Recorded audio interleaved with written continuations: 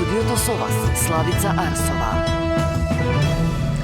Добар ден и добре дојдовте. На почеток на вестите гледаме кои настани го одбележаа денот. Шаини тврди дека неговата сопруга не е поврзана со обидот за негово убиство. И доколку навистина ќе беше така како што се представува во јавноста, јас никога не би продолжил да живеам заедно со мојата господја. Полицијата се уште не поднела пријава за пукањето, туку само за закани. Обвинителството се жали на одлуката управителот на Марковски компани да оди во куќен, а не во затворски притвор. ВМРО ДПМН обвинува за политичко влијание од СДСМ. Возачот кој со мотоцикл го прегази 67 годишниот Југо на кеот на Вардар призна вина. Граничните премини се подготвуваат за новиот ЕСО систем кој почнува да важи од недела. Подготвени ли се македонските превозници? Стапи на сила прекинот на огнот во Газа откако израелската влада го одобри мировниот план. Нобеловата награда за мир не заврши кај Трамп, туку кај опозицијската лидерка на Венецуела. Во овие вести детали од истрагата за случајот Шаини, односно за обидот за негово убиство. Во живо ќе известува Тамара Дичовска. Почнуваме со вести.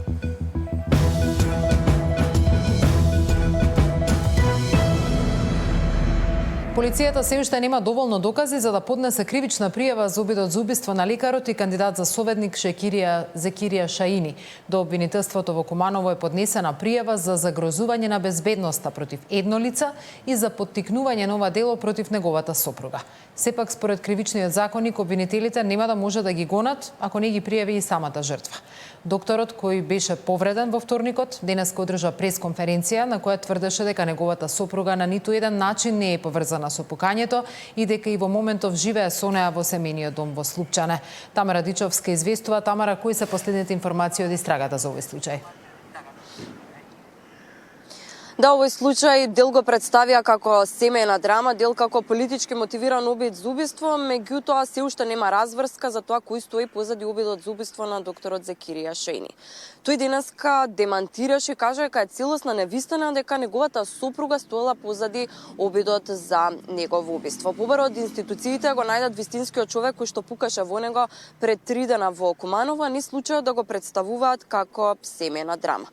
И институциите ја пуштија на слобода неговата сопруга бидејќи немале доволно докази дека таа е вмешана во убиството, во обидот за убиство на Шаини, меѓутоа денеска МВР поднесе кривични пријави до обвинителството, до едно лице, меѓутоа и до неговата сопруга за, како што кажа и ти во најавата, за загрозување на сигурноста на докторот, а на неговата сопруга за иницирање на загрозување на сигурноста. Од Министерството за внатрешни работи се уште не можат да го најдат човекот кој што пукаше во Шаини пред 3 дена во Куманово. Деталите да ги гледаме во продолжение.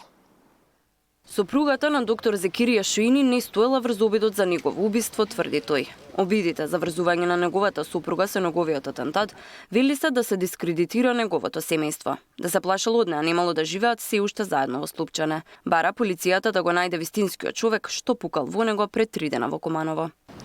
Целосно го отфрлувам како неоснована и невистина тврдењата дека за овој сак стои господјата Ариета Дили. Затоа барам од истражните органи поткитно да ја објаснат ситуацијата со мојата сопруга која е мешана на овој случај од нивна страна, почитувајќи ја нашата семејна приватност, а посебно имиџот на господјата Ариета Дили. И доколку навистина ќе беше така како што се представува во јавноста, јас никога не би продолжил да живеам заедно со мојата господја.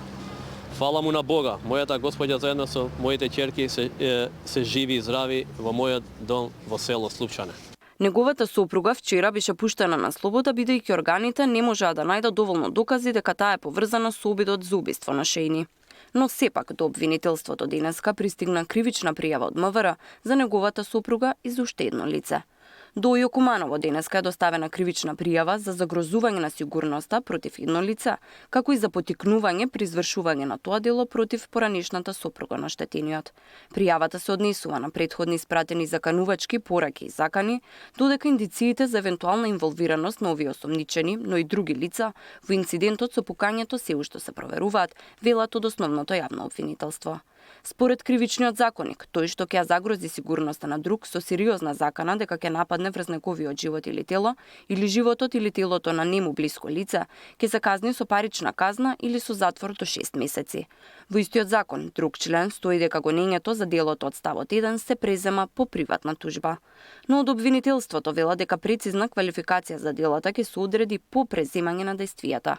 Има повеќе осомничени за обидот за убиство, но не откриваат колку и кој. Полицијата пак се уште го бара човекот кој покаже во Шаини. Според МВР станува збор за 36 годишен гостеварчанец.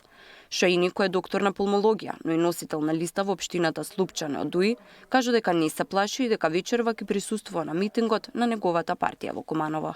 Ги повика политичарите да не собираат политички поени на неговиот случај и да го представуваат како семејна драма. Тамара Дичевска, Сител телевизија. Обвинителството се жали на одлуката на судијата на претходна постапка, кој наместо ефективен одреди куќен притвор на управителот на Марковски компани. Владачката партија во меѓувреме обвини дека одлуката на судот е доказ за влијанието на СДСМ во системот. Александар Спасовски со детали. Обвинителството поднесе жалба на одлуката со која Битолскиот суд го спаси од притвор газдата на Марковски компани. Борче Марковски заедно со уште еден екс-директор во ЕСМ наместо зад решетки, истрагата за тендерски малверзации тешки над 100 милиони денари ќе ја следи од куќен притвор. Во обвинителството се загрижени што судот ослободува човек за кој постои реална опасност да побегне од Македонија, имајќи предвид дека поседувал значителен имот во странство. Загрижени се и во владеачката ВМРО-ДПМН, а одлуката на судот ја сметаат за политички притисок на СДСМ и ДУИ. Срамна одлука на судот. Газдата на Марковски компани со стотици милиони местени тендери во РЕК, наместо во затворски притвор, доби куќен притвор. Газдата на Марковски компани е фатен инфлагранти како испумпува пари од РЕК, со документи и докази е заштитен од судот на СДС и ДУИ. Обвинителството вчера отвори истрага против 8 лица за тендер во РЕК Битола за кој се сомнева дека бил распишан само за да се испумпаат пари од буџетот. Според официјални податоци, Марковски компани за 5 години од тендери во РЕК Битола инкасирала над 140 милиони евра, најчесто без конкурентна постапка и со договор во 4 очи. Во најголем дел од нив за подизведувачи биле ангажирани фирми кои сопственички се поврзуваат со претходното раководство на СДСМ. Александар Спасовски, Сител телевизија. Јавниот обвинител Коцевски со официјално писмо до Адвокатската комора реагира на, како што вели, јавните настапи на дел од адвокатите во врска со обвинението за пожарот во дискотеката Пулс во Кочани. Најостро реагирам на начинот на кој дел од адвокатите го коментираат поднесеното обвинение и изнесуваат неосновани очекувања за трењето на судската постапка без да се запознаени со доказниот материјал, стои во писмото подпишано од државниот обвинител. Коцевски потсетува дека ваквите јавни настапи се спротивни на членот 13 од Кодексот за професионална етика на адвокатите, според кој тие се должни да го чуваат угледот на судот и институциите пред кои постапуваат. Изнесувањето на неосновани проценки во поглед на долгото траење на судската постапка наштетува на угледот на судот и представува обид истиот да се прикаже како спор и неефикасен, иако судењето воопшто не е започнато, наведува тој.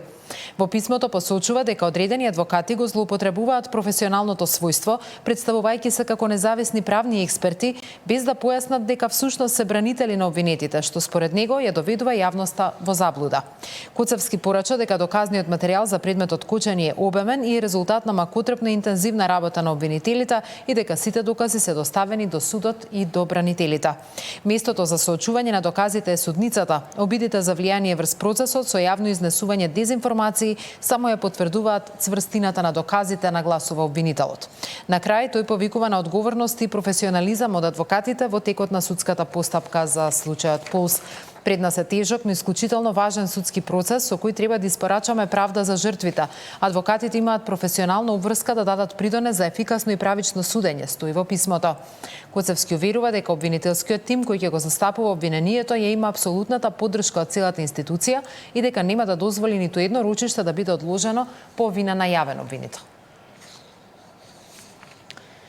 Возачот кој го усмрти Југослав Николовски на кејот на Вардар во парк призна вина на денешното судење. Се гони за 2 кривични дела: за предизвикување тешка сообраќајна несреќа и за неукажување помош. Додека тој призна дека е одговорен за несреќата, негираше дека не укажал помош. Судењето продолжува за 2 недели. Фатон Љури, кој во јули годинава со мотор го усмрти 67-годишниот Југослав Николовски на пешачка патека зад владата, призна вина за кривичното дело против безбедноста на луѓето и имотот во сообраќајот. Тој е обвинет и за неукажување помош, но во судницата ова кривично дело не го призна. Се чувствувам виновен за сообраќајката. Не би сакал да се случи тоа. Никој не би сакал да се случи такво нешто. Голямо сочувство до фамилијата. Да можам да сменам нешто, би го направил тоа. За другото дело не се чувствувам виновен. Таму бев и давав помош. Имаше и 2 полицајци. Обвинителството го гони Љури, бидејќи вечерта на 1 јули го прегазил Николовски со мотор кој го возел по пешачка патека, без дозвола и со неприлагодена брзина. Николовски, или за блиските познат како Дедо Југо, од ударот бил тешко повреден и починал кратко по несреќата. Обвинетиот побегнал и ги оставил моторот и сопатникот.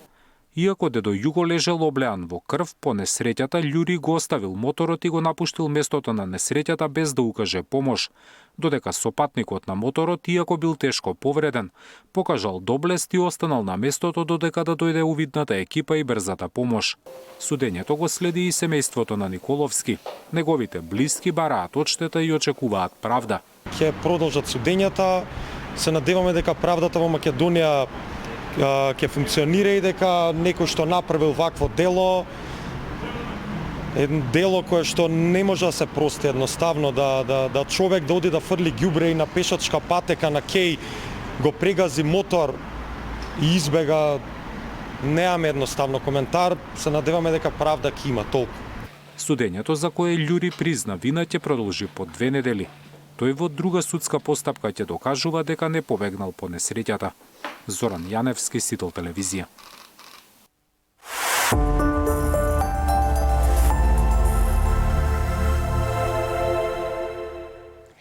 Се ситна деновите до изборното соочување. Кандидатот на ВМРО-ДПМН за главниот град најави изградба на поликлиника во Киселавода и уште еднаш потенцираше дека за само 3 дена ќе го реши проблемот со сметот во главниот град. Кандидатката на СДСМ ја представи визијата за заживување на старата скопска чаршија. И гледаме најавите на кандидатите. Недела дена пред молкот за локални избори, кандидатите за градоначалници на Скопје растрчани на терен.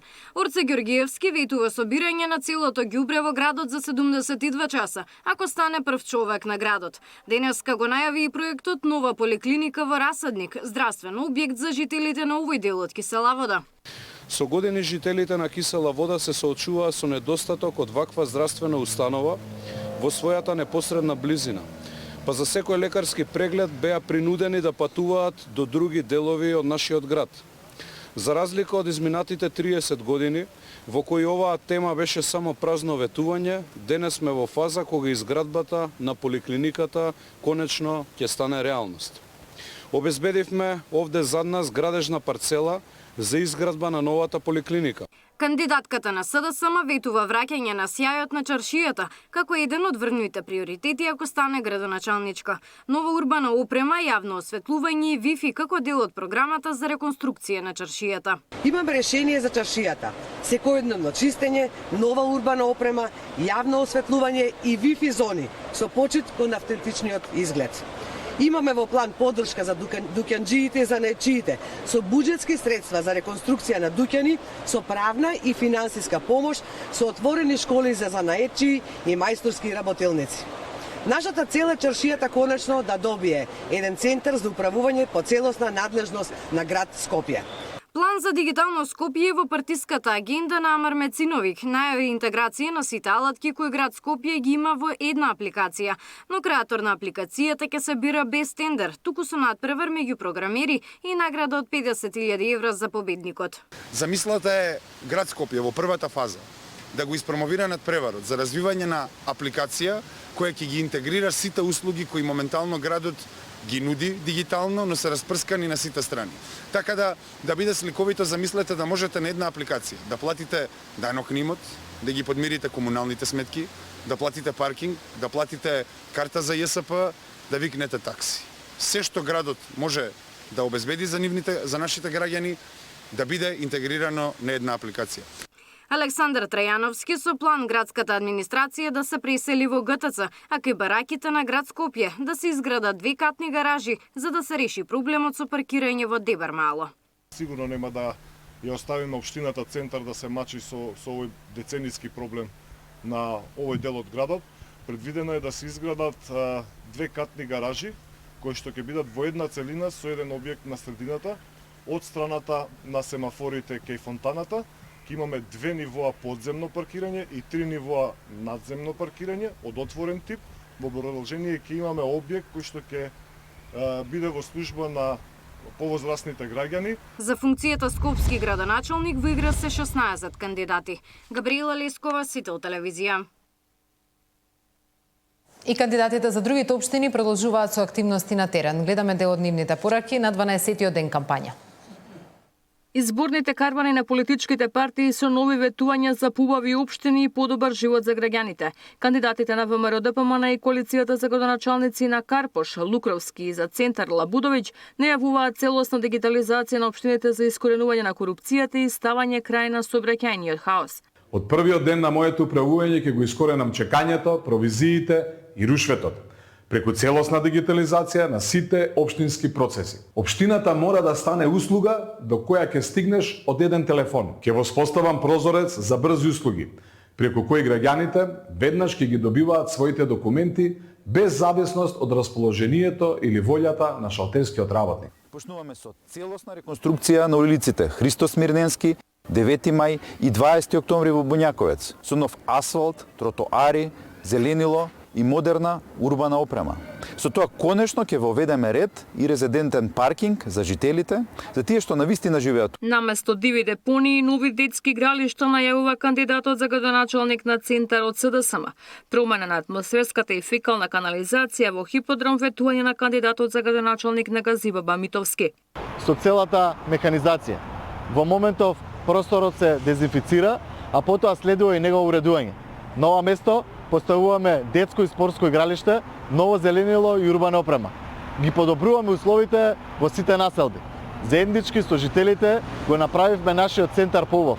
И тука е потребна промена на атмосферската и фекалната канализација, а дополнително и промена на линијата за вода. Не само асфалтирање, потребно да се променат и атмосферската и фекалната канализација, кои се основен проблем за жителите на оваа улица, а токму тие се ставени како приоритет во мојата програма. Културен центар, аеродромска чаршија, технолошки парк се дел од ветувањата на левица за општина Аеродром. Планираме да смениме работата на општинската администрација за добробит на сите луѓе во општина Аеродром. Преку нашите капитални проекти, како што се аеродромска чаршија, технолошкиот парк, домот на културата и ред други работи, планираме секој еден аеродромец да се чувствува горд што е жител на оваа општина.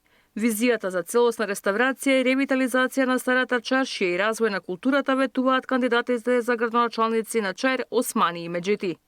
Се предвидува ревитализирање, обновување на Чаирската чаршија во едно живо наследство, во кое што историјата и модерното ќе заживеат во едно, во кое што ќе се унифицира кодот на дизајнот, во кое што ќе се врати старите занаети, а општината ќе ги субвенционира. Сите културни активности сакаме да ги насочиме кон старата скопска чаршија, да испаднат од затворени простори низ улиците на старата скопска чаршија, 365 дена да има културни активности и тоа ќе влијае и врз економскиот развој и врз старата скопска чаршија. Ивана Соколовиќ Најдова, Сител телевизија.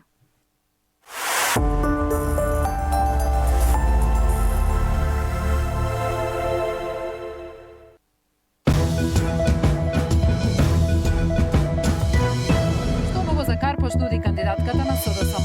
Има ли лек за загадениот воздух и проблемот со дивите депонии? Може ли да се врати зеленилото во општината во која секој ден има се повеќе бетон? Тема на денот во 19 со кандидатката за градоначалничка на Карпош од СДСМ Маја Мојсова.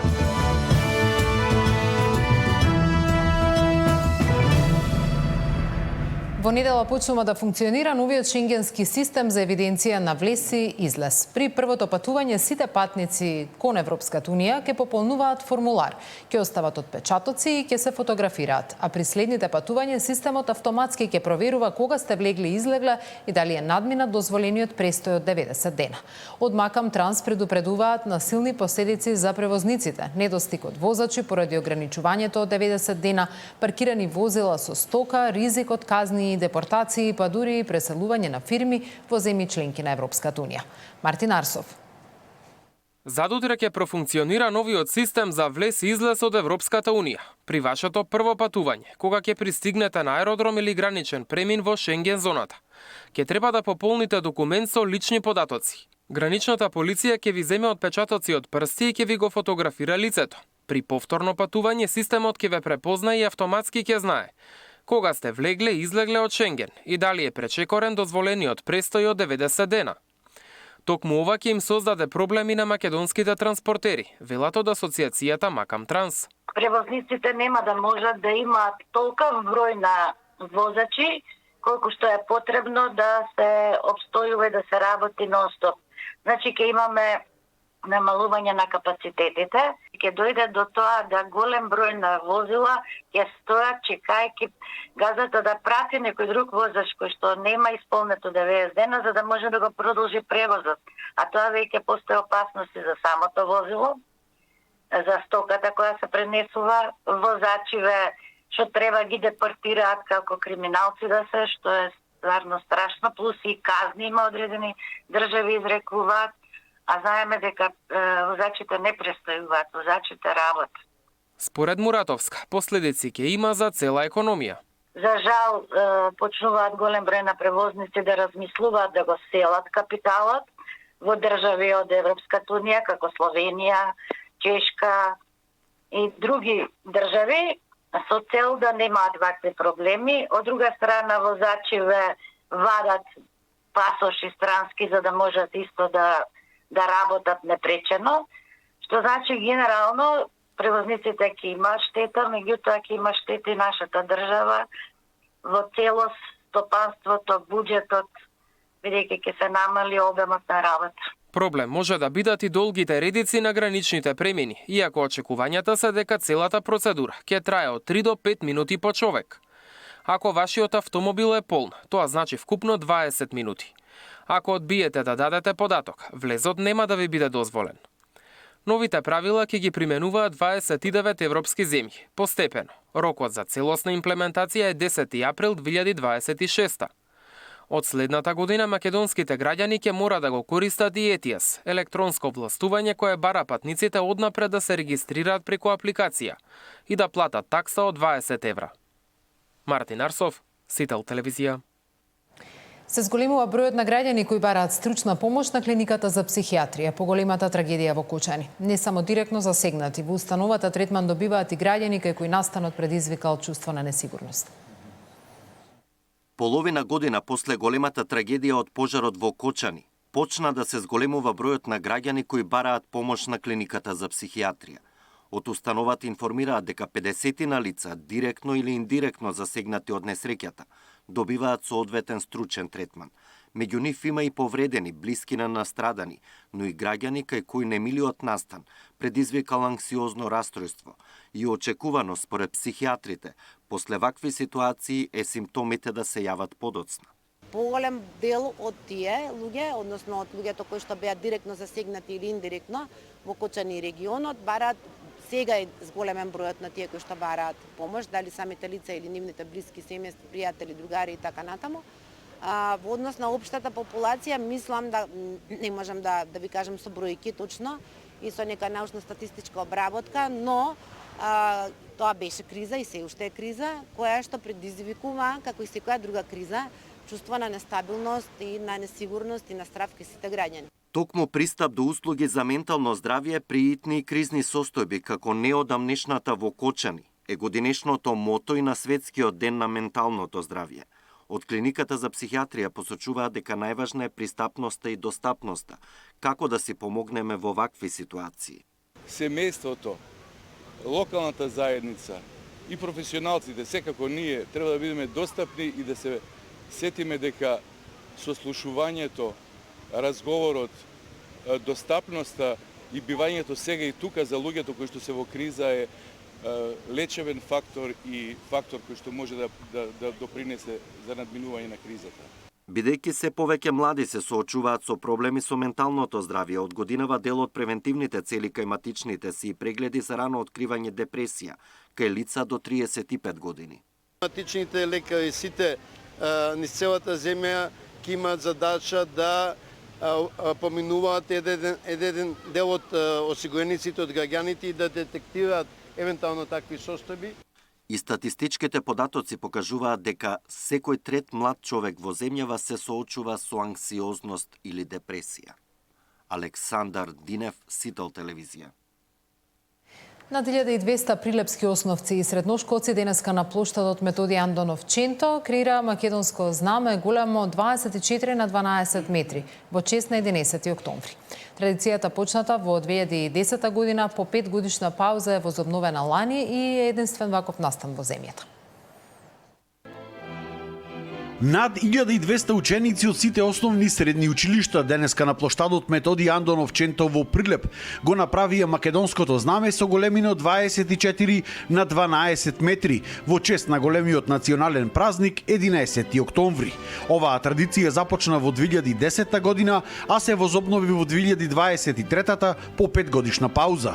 Ова е единствен ваков настан во Македонија со кој што достојно се одбележува како празникот 11 октомври, така се дава и почит на нашиот национален символ знамето. Секоја година одбираме ученици генерацијски од 9 и 8 одделенија, средните училишта прва и втора години. Така идат да учествуваат некои по 2 пати, по 3 пати, меѓутоа сите ученици да имаат можност да учествуваат во правењето на знамето. Со оваа активност започнува одбележувањето на утрешниот празник во Прилеп, а за вечер е подготвен импровизиран напад на градот, огромет и богата културно-уметничка програма.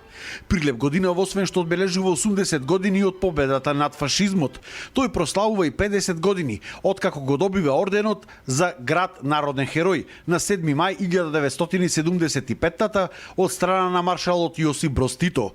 Куриозитет е тоа што само уште 7 други градови на ниво на тогашна Југославија покрај Прилеп го добиваат ова признание. Прилеп дал 650 жртви, дал 15 народни херои. Од прилика Прилеп имал 24.000 жители во тој период, а поред некоја статистика 8.000 имаме учесници во народно-ослободителната борба, или тоа во просек од прилика по секој трет. Тоа е една фрапантна бројка која зборува за херојството, за ангажманот и за учеството на Прилеп и прилепчани во народно-ослободителната борба. Ако земеме во предвид дека од тие 8.000, 2.700 се со пушка во рака. 11 октомври имено е кулминација за создавањето на македонската држава како институционална држава по принципите на Француската револуција, односно се остварила вековната борба и идеалите на нашите револуционери како што се Гоце Делчев, Дамјан Груев, Пито Гули, Јане Сандански и така натака и така натака. За утре е предвидено полагање на свежо цвеќе на високи државни делегации на спомениците на Методи Андонов Ченто, Кузма Јосифовски Питу и могилата на непобедените. За Сител, Дарко Штарговски.